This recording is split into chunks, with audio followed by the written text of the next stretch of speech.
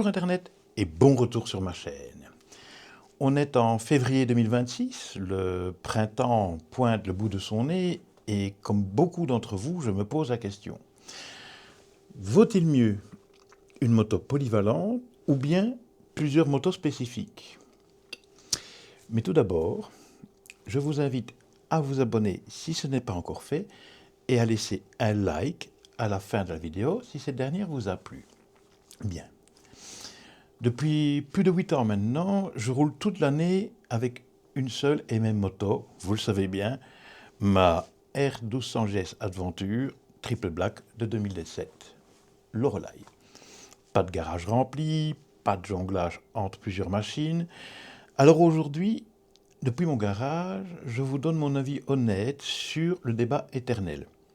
Une moto polyvalente qui fait tout ou plusieurs motos pour chaque humeur ou chaque envie. Je vais vous parler d'avantages et d'inconvénients. Et surtout, pourquoi moi j'ai choisi cette voie-là. Allons-y. Ici, avec le Relay, j'ai opté pour la polyvalence maximale. Je ne m'y attendais pas quand je l'ai eu, mais franchement, pour mon usage, ça marche super bien. Parce que l'usage qu'on fait de la moto est très important.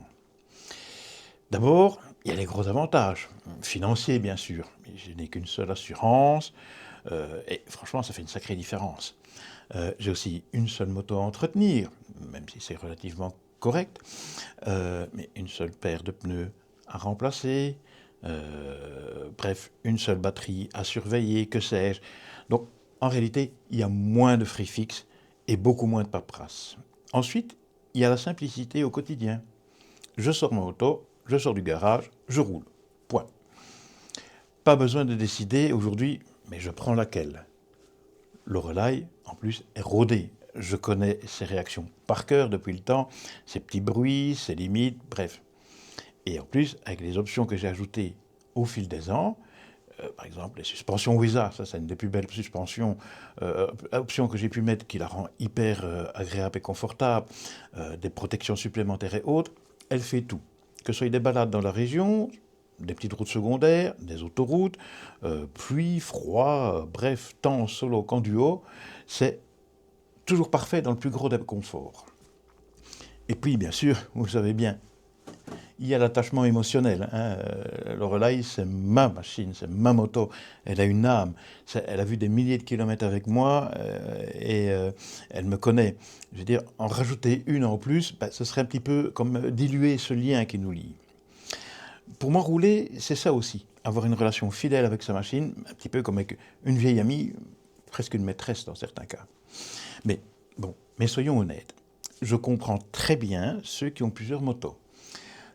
Si on regarde sur les forums GS, Repères des motards ou que sais-je, les groupes Facebook, beaucoup disent que c'est le vrai plaisir. Les avantages, c'est simple.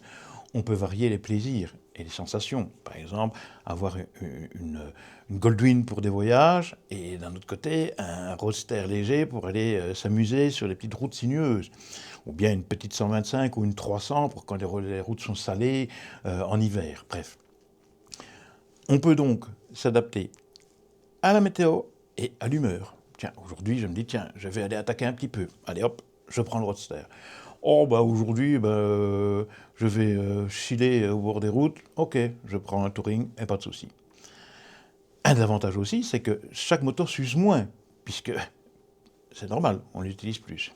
Par contre, il y a des désavantages, ils ne sont pas négligeable. Déjà, le coût. Au village d'achat, il y a les coûts des assurances qui sont multipliés par 2, par 3, que sais-je, les entretiens qui sont multipliés, aussi ça augmente vite les budgets. De même, la place dans le garage, tout le monde n'a pas des grands garages, donc ça se remplit, il faut faire toutes les préparations, bref. On est toujours juste en route sur plusieurs machines.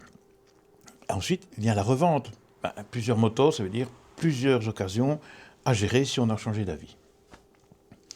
J'avoue, j'ai eu une deuxième moto par le passé, une R90 que je regrette parfois, ma ninette, mais qui était vraiment super, mais à chaque balade, une question se posait, surtout pour le duo. Laquelle on prend? La 90 n'est pas top pour le duo. Et bref, au final, on prenait soit de la RT, j'avais encore la RT, ou bien la GS Adventure. Maintenant, pour finir, ma R90 ne roulait pas et je l'ai revendue. Bref, je veux dire, c'est génial pour ceux qui ont le budget, l'espace et le temps. Mais je vais dire, moi, pour mon usage, qui roule toute l'année, une seule me suffit largement. Ma moto est super polyvalente. Et une moto comme la R1200 GS Adventure, qui suffit à 95, 98%, je ne vais pas dire 100% de mes besoins. Elle me donne tout. La liberté, le confort, la protection, la fiabilité surtout, et énormément de plaisir. Ok, je n'ai pas encore craqué pour une deuxième. Peut-être qu'un jour, une petite pour rigoler en ville ou pour l'hiver extrême. Mais pour l'instant, je reste toujours fidèle à ma Lorelei, qui elle aussi m'est fidèle. Et je suis très content comme ça, je suis très heureux. Et puis qui sait, lors des prochaines portes ouvertes en concession chez le jeune, je testerai une R1300 GS ou que sais-je, une S1000R. Et on reparlera peut-être dans une prochaine vidéo. Voilà les amis, c'est mon avis sincère. Et vous? Combien de motos avez-vous dans votre garage? Ou quelle est votre idée? Plusieurs motos? Une seule moto? Une polyvalente? Dites-moi un petit peu en commentaire votre setup idéal et pourquoi vous avez choisi ça. J'adore lire vos histoires et vos commentaires, vous le savez très bien. Voilà, c'était le sujet du jour. Donc de là, je vais vous souhaiter une bonne route à tous et à très vite sur ma chaîne. Prenez soin de vous et de vos motos et surtout, ride safe. Bye.